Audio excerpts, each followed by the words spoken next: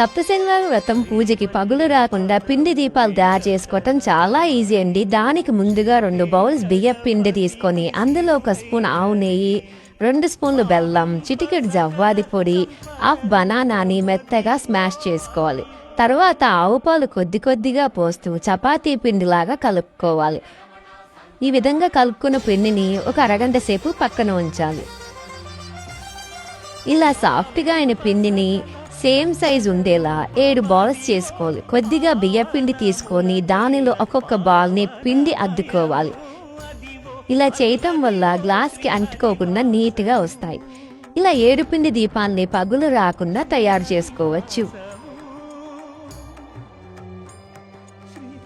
ఇలా నామాలతో అలంకరించిన దీపాలను ఆవునేతితో గోవిందా గోవిందా అని వెలిగించండి.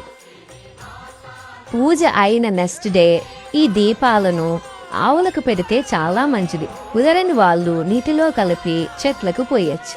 ఆ ఏడుకొండల వాడి ఆశీస్సులు మనందరికీ ఉండాలని కోరుకుంటూ గోవిందా గోవిందా.